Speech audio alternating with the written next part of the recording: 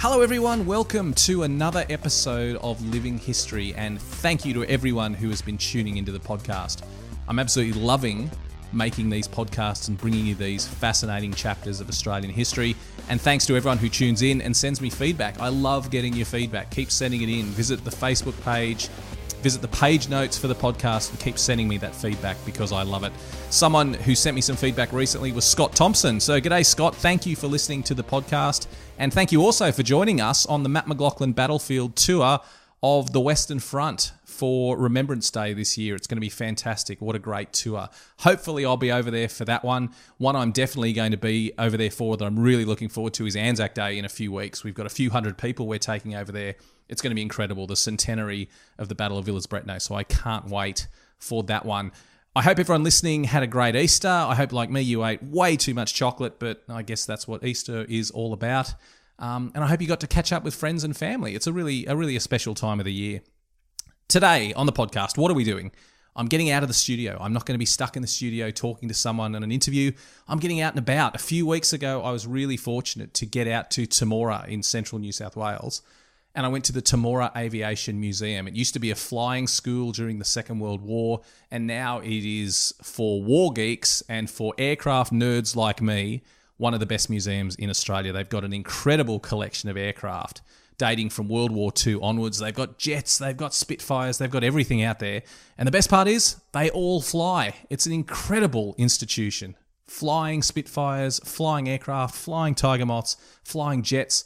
Absolutely unbelievable. And don't forget, if you want to go and see these aircraft flying, you should join us on our World War II in Australia tour. It's a great tour. It's 4 days from Sydney, heading out to the War Memorial in Canberra. You get to go to Cowra to see the site of the breakout. You get to go to Lithgow, to the Small Arms Museum, and really see some fascinating sites associated with World War II in Australia. But the best of those for sure is the Temora Aviation Museum. And when we head out there, we coincide the tour with a flying day at the museum. So you don't just get to see all the incredible aircraft I'm going to talk about today, you get to watch them fly. What a brilliant experience. So don't miss out on that one, guys. Come and join us on our World War II in Australia tour. Details are on the website at battlefields.com.au, but I really hope to see you on that tour. It's going to be amazing. We've got incredible history right on our doorstep. So let's get to it. Jump on the Facebook page if you want to see photos of all the aircraft we saw at the Temora Aviation Museum. But let's go and explore the incredible history, the incredible aircraft at the Temora Aviation Museum. A date which will live in infamy. It's one small step for man, one giant leap for mankind.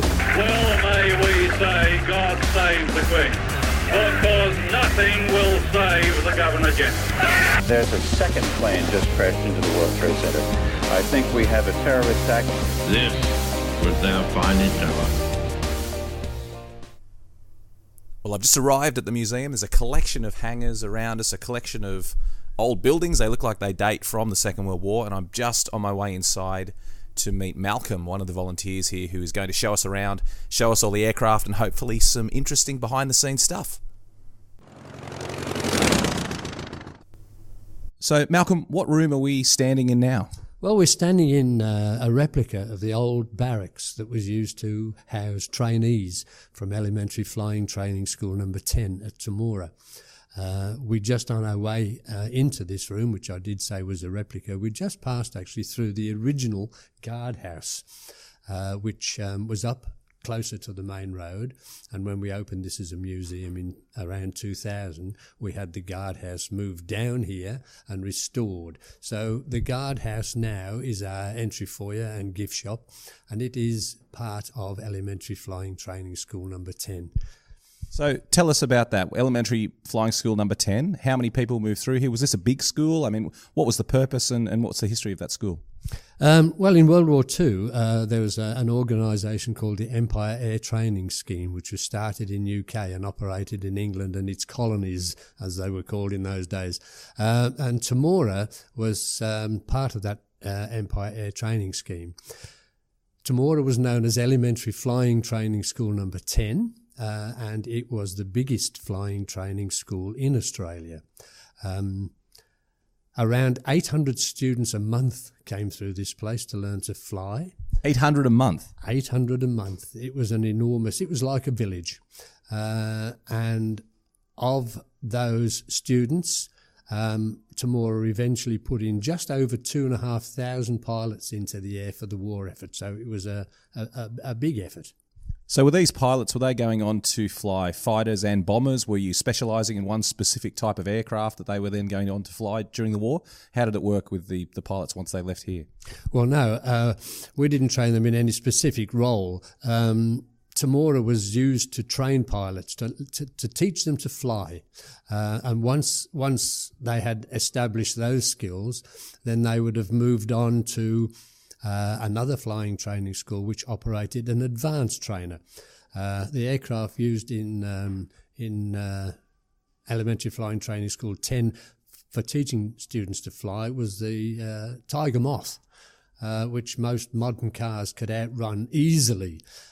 So from here, the next step up was to an advanced trainer. And then from that point, they would have moved on to either fighters or bombers, or as their skills, were suitable for. So we were just a basic flying training school using Tiger Moths. So the people that came in here, the students that came in, they had no flying skills whatsoever when they arrived? Is that the case? That I couldn't tell you, but I'd imagine that not many of them did. At that point in time, in the 40s, I don't think many young people would have decided, Dad, I'd like to learn to fly. So I would imagine they were all raw recruits, yes. Well, let's go and look at some aircraft. Let's do that. It's an incredible collection of aircraft, Malcolm. I mean, there's no other way to describe it. When you walk in this room and see, we've got a dozen or more aircraft around us, all in absolutely mint condition. But we're standing in front of the bright yellow one, the Tiger Moth. I mean, this is where it all began, isn't it? This is where it all started. This is a trainer. Tell us about the Tiger Moth. Yes, you're right. It is the Tiger Moth, and it was the basis of Elementary Flying Training School number 10's training. The Tiger Moth was built by an English company called de Havilland, although they were built under licence in many countries in the world, including Australia. What we're looking at now is our bright yellow Tiger Moth. A17691 is its registration. And this Tiger Moth here was actually part of the training fleet in the 1940s. It is currently the oldest Tiger Moth existing in Australia, and it is the second one to be brought into the country. I believe the first one has long since been broken up, so we have the oldest Tiger Moth here. It doesn't look very substantial. I mean, it looks pretty basic. Were these simple for new pilots to fly? In the trade, an aircraft like this is as referred to as a rag and tube aeroplane. And the reason for that is the fuselage and wings are made up from the underpinnings of them are made up from a tubular frame or wooden slats, and then the whole of the aircraft is covered in Irish linen. So that's where the rag and tube description comes from. The aircraft in fully laden condition would weigh about 500 kilos, which is probably the third of the weight of a modern car. Incredible. Well, let's move on to some of the other trainers that they went up in. Wow, look at this. It looks like some sort of desk ornament made life size. I mean, this is an incredible aircraft, this sleek silver plane.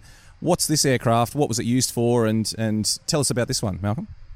Yes, this aircraft it's a trainer, and it's an American-built trainer as opposed to the English-built de Havillands. This is an American Ryan, and it's quite different to the Tiger Moth. It is a single low-wing monoplane, whereas the Tiger's a biplane.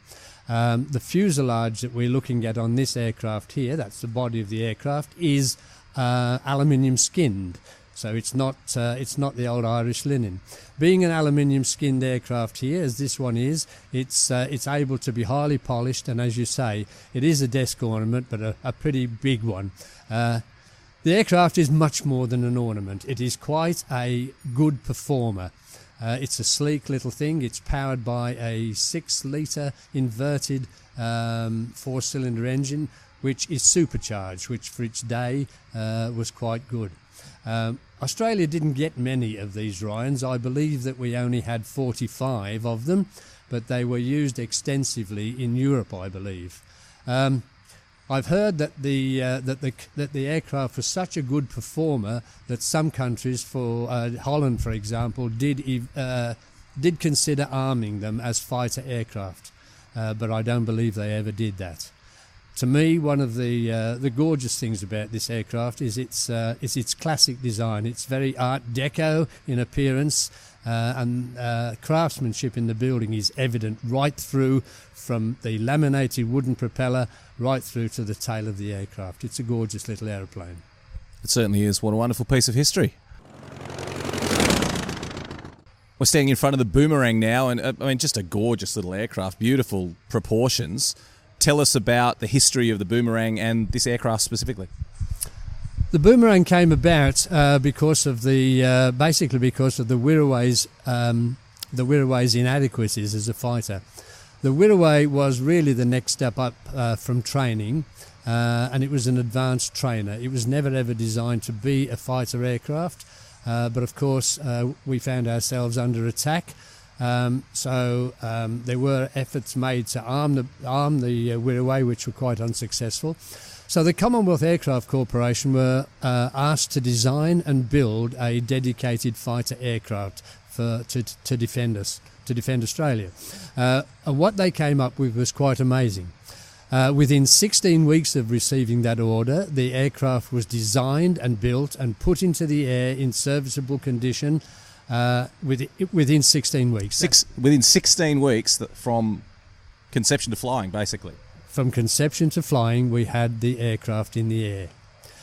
At the time, we had a fairly large Pratt & Whitney engine in Australia that was in aircraft such as the Dakota, DC-3s, and the Boomerang basically is an aircraft that was designed and built around the largest engine that was available at the time.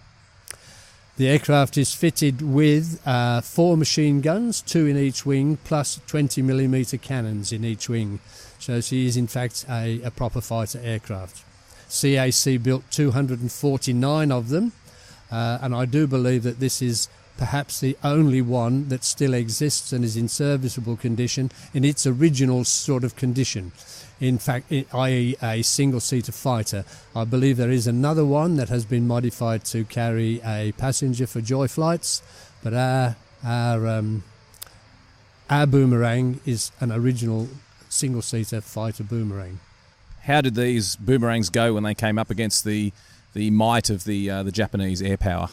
Well, the might of the Japanese air power at that stage was the very, very famous the Japanese Mitsubishi Zero.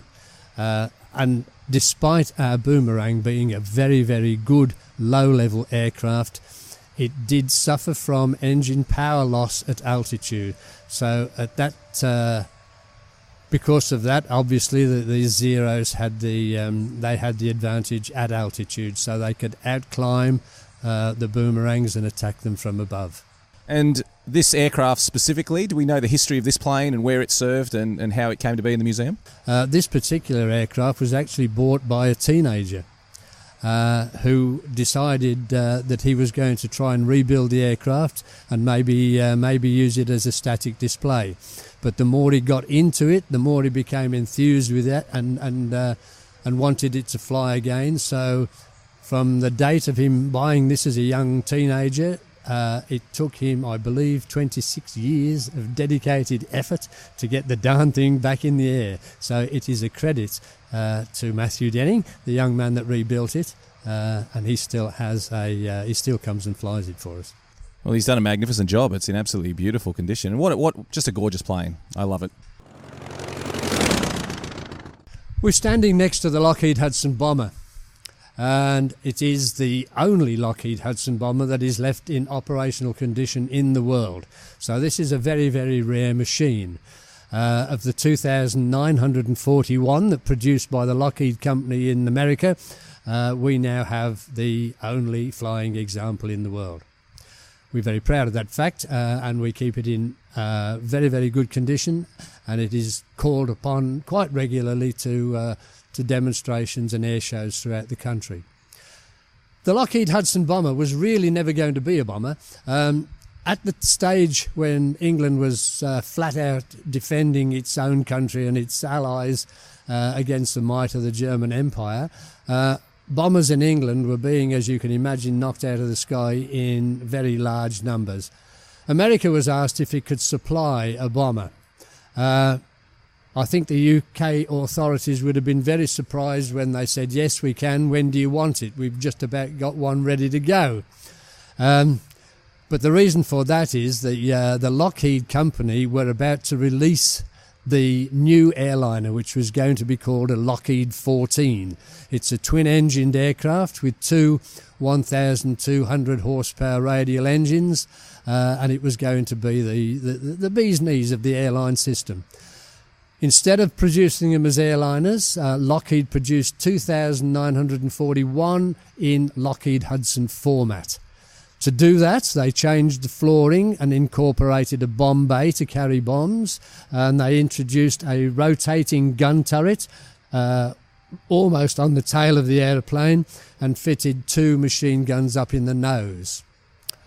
The particular Lockheed Hudson that we are looking at now served in, I believe, 4 squadrons in Australia, up in New Guinea. It served there, and it also served off the west coast of Australia, where it was used for submarine detection. And I do believe the only time a submarine has ever surfaced and surrendered to an aircraft was to a Lockheed Hudson. This one's got markings on the nose. Tell us about those. They obviously indicate kills. Tell us the story behind those. Yes, they do. The flags on the nose are Japanese flags, and there's a full flag and a half flag. And those, a Lockheed Hudson was also involved in attacking Japanese shipping. At least one of them had success in that, and those the flags on the nose now indicate that it sunk one ship for definite, and the half flag indicates that a second ship was also hit, but they don't know whether they actually sank the ship. And the name is pretty dramatic as well, the Tojo Busters. It is the Tojo Busters, Tojo being a Japanese general who was, I don't know whether he was the Japanese general of the whole forces or just the maritime section of the Japanese fleet. But yeah, Tojo was the man. It's a wonderful aircraft. Thank you very much. Well, this is the ultimate in fighter aircraft as far as the Allies were concerned. This is the Supermarine Spitfire.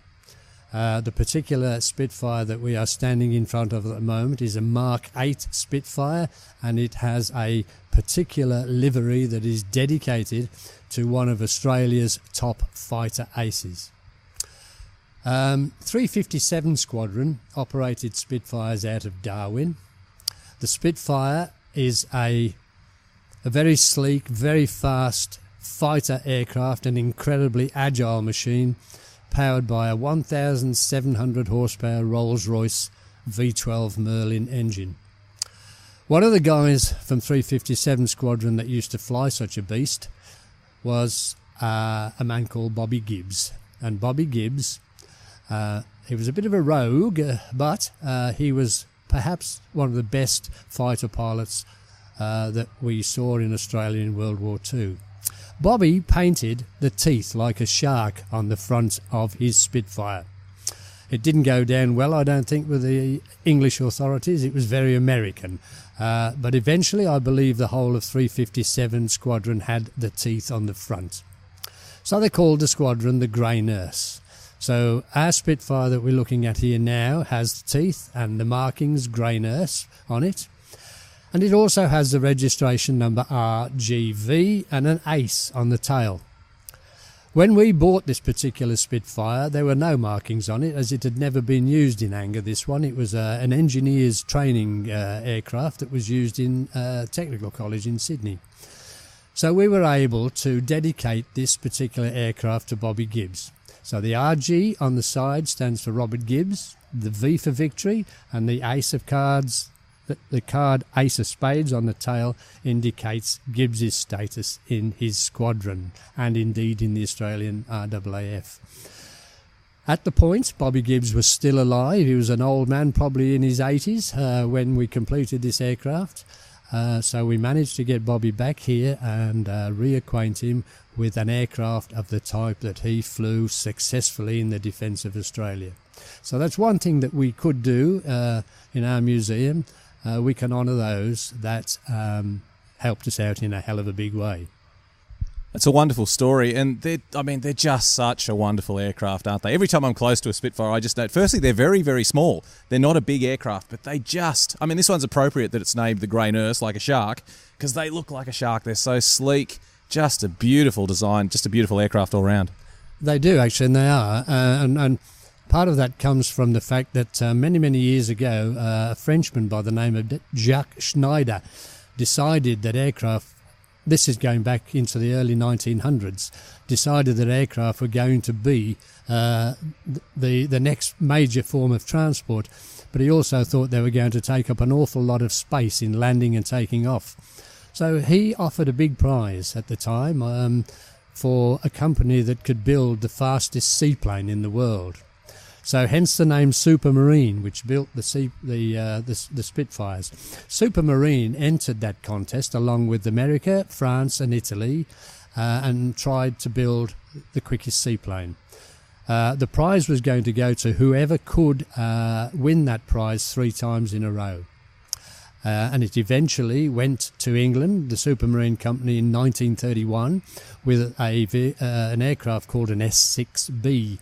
So Supermarine at the time then, when they were sort of involved in building aircraft for defending the defence of Australia, had all that history to call on.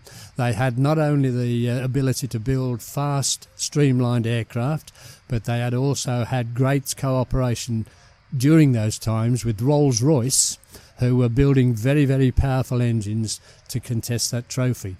So the Supermarine Spitfire owes its heritage to perhaps the Schneider Cup, the Schneider Trophy.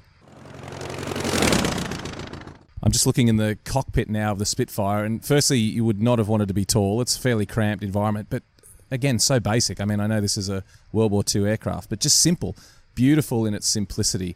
And Malcolm was just showing us that there's a direct connection between the steering column and the flying surfaces. He was moving the ailerons on the wings, and the stick was moving in the cockpit. So simple, beautiful, very elegant designs. Probably one of the most perfect pieces of engineering that people have come up with, certainly in the last century anyway. Just a gorgeous, gorgeous aircraft. I've met a few people that have flown Spitfires in exhibitions, and we recently flew this one for a tour group that came through. And it was interesting that our pilot, when he was asked after the event, which is not an unusual question, what's it like to fly a Spitfire? And our pilot replied, well, it's probably one of the most manoeuvrable aircraft that I've flown. It almost thinks for you. You only got to sort of look where you want the Spitfire to go, and it will basically follow your eyes. It is an incredibly manoeuvrable and agile machine. In World War II, there was another fighter aircraft that was quite famous called the Hawker Hurricane. The Hawker Hurricane was often described as a solid old workhorse, a workhorse of a battle horse of the skies that could stand quite a lot of punishment. The same people described the Spitfire as an agile ballerina with a fierce bite.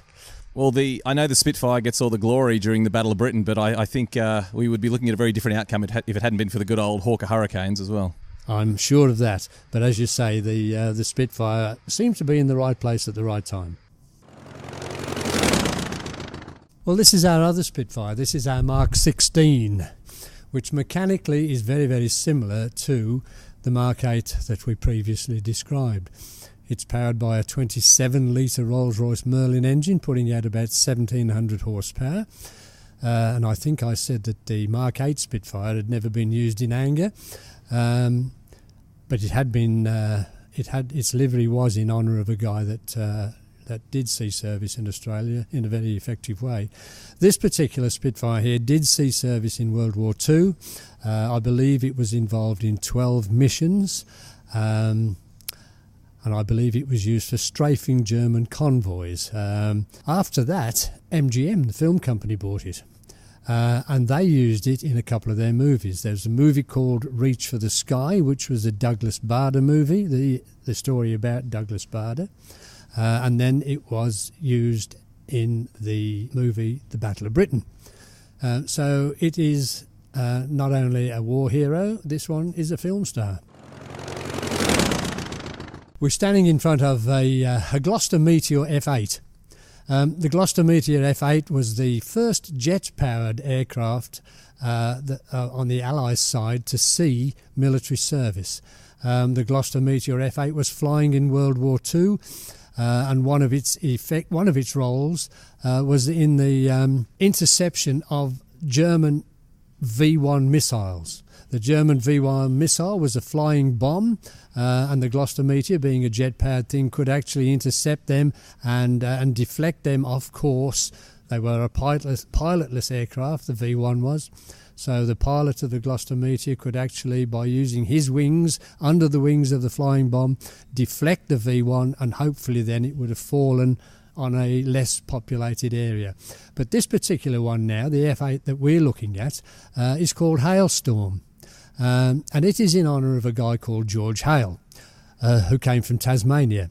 And I'm now looking at the side of the aircraft with a map of Tasmania on it and the word Hailstorm across the map, and underneath are silhouettes of 2 Russian-built MiG-15s.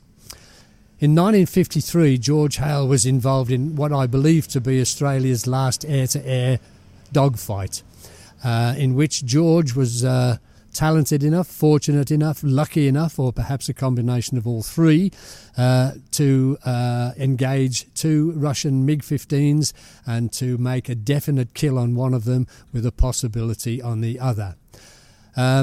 George, when we restored this aircraft, was still alive, so as with the case of the Mark 8 Spitfire, George was invited back here to relive a little bit of his past and to reacquaint himself with an aircraft of the type that he flew in Korea. Currently, this Gloucester Meteor F8 is the only surviving F8 Meteor left flying in the world. What a fantastic collection of aircraft. You've really got to come out here and see them for yourselves. Unbelievable. Now, I'm going to go behind the scenes. I'm going to meet the chief engineer here, a guy called Andrew Bishop. And Andrew's job must be the best job in the world. He gets to play with all these toys. He gets to pull these planes apart. He gets to inspect them, repair them, and keep them in the air. Let's go and talk to Andrew and find out exactly how he does that. Andrew, it's an amazing collection of aircraft, obviously. Tell me about what you do here at the museum and how long you've been doing it for, and what do you do every day when you come into work? I joined the museum about 14 years ago. At that time, I was just out of my apprenticeship and learning the art of maintaining aircraft. Over the years, I've risen to the position of chief engineer, and what it means every day is every day we get to come here and maintain this wonderful collection of historic aircraft. So basically you get to play with the biggest toys and the biggest toy set, probably in Australia. How it must be a good job coming to work every day. Yeah, we certainly enjoy it. Thankfully, we've got a very passionate team of engineers that also share that enthusiasm for what we do, and collectively we can keep them flying. Which is your favourite of all the aircraft you get to work on? I don't really have favourites. They're all quite special in their own right. I am quite fond of the Australian-built aircraft. In particular, it would be probably the Boomerang. And does each plane have its own personality? Does each one require a different approach to do maintenance and to keep it in the air? Absolutely. They are all just so different. The attitude of the designers, the pressures that the countries were under at the time really does show through in the aeroplanes, where you take something like a Spitfire, and you think of England during World War II, where most evenings they were getting bombed and the like.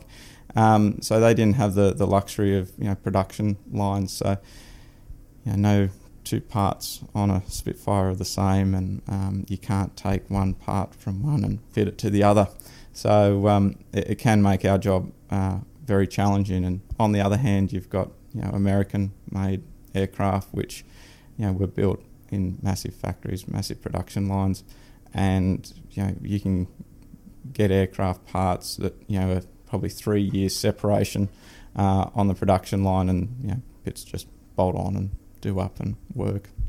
I assume it's a pretty big learning curve on these planes. I mean, I assume that there's not instruction manuals lying around and spare parts sitting on every shelf. So how much creative work do you have to do to keep them in the air? How much do you have to experiment and come up with innovative solutions? Yeah, interesting question. Because these aircraft were military aircraft, it is amazing how much documentation and data and manuals is out there. It is quite amazing when you look at our library of just the effort they went to document how something was made, how to maintain it, how to inspect it, when you consider there was a war going on. So we are quite lucky maintaining these things 70 years later that they went to that effort. However, availability of spares and finding companies that can today do the engineering processes that were done on these parts does present a challenge, and it's something where we're always looking at how we can get around a problem, and it does take a bit of imagination at times. Is there one of the aircraft that is just a troublemaker? Is there one particular plane where something's always going wrong, or every time you look at it there's something new? I mean, is there one aircraft that makes your life hard every day when you come in? No, they all have a special knack of making my life hard. There isn't any one that is probably worse than the other. Remembering these were a military item. They were made to be used in a hostile environment with very little maintenance. So when we store them out here in beautiful facilities, keep them in a climate-controlled hangar, we fly them sparingly and look after them. They are amazingly reliable considering their age. That said, things like the CA-27 Sabre is it's a fairly complicated aeroplane, and it does throw more than its fair share of challenges at us. But it was an extremely advanced aeroplane in its day. It was really pushing the envelope, and it was also the sort of the transition of thinking between traditional designed and systemed aircraft to more advanced systems that are commonplace today. And do the jets present more of a maintenance challenge than something like your old Tiger Moth or a Spitfire? Nah, jets are a piece of cake. Jets are... I'm a piston engine man through and through, but I can appreciate the need to go to jets, unfortunately. They are a brilliant design, extremely reliable. They are a very well-designed power plant. And here at the museum, we maintain some of the oldest jets flying in the world. So something like the Gloucester Meteor, it's powered by Rolls-Royce Derwent engines, and that's a true first-generation gas turbine engine.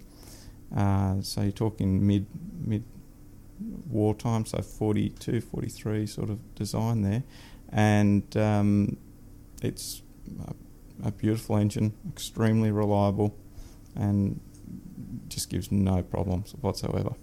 How many parts on all these aircraft are original? A lot. This collection of aeroplanes represents a very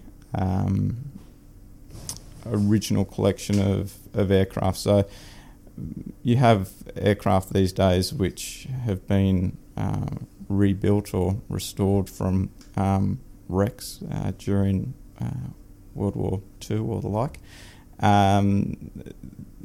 Most of the collection here are original aeroplanes which have had continuous service, which is quite special in itself.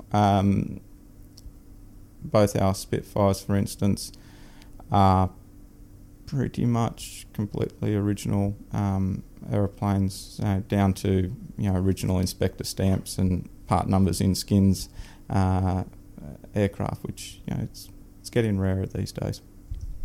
And finally, what new projects are you working on now? What are we going to see in the museum in the future?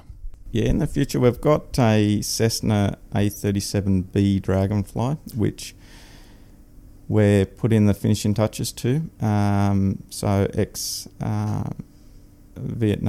ground attack aircraft. It should fly in the next month or two. As well as that, we are returning to airworthy our Canberra bomber and also our Vampire. So they're penciled to fly for 2020. The Canberra is in the workshop at the moment, undergoing a major inspection, and it's hoped that we will have the whole collection airworthy for 2020. Well, that was it. The Temora Aviation Museum. What a great spot. You've got to get out here. It's only about 5 hours from Sydney. It's in central New South Wales, and what an incredible collection of aircraft and some magnificent displays. They do a brilliant job out here, so I thoroughly recommend you get out here. Don't forget, if you want to come and see these aircraft flying, come and join us on our World War II in Australia tour. You'll get to see these aircraft flying. You'll get to go to the War Memorial in Canberra and do some special tours. You'll get to go to the site of the Cowra Breakout, the largest prisoner of war breakout in history. You'll get to go to the Lithgow Arms Factory. It's just a great tour. Come and join it. It departs every month. Come and see these sites for yourself. Come and see these planes. But if you're going to be out here in central New South Wales, don't miss the Temora Aviation Museum. It's absolutely fantastic. Thanks for listening. I'll talk to you again soon.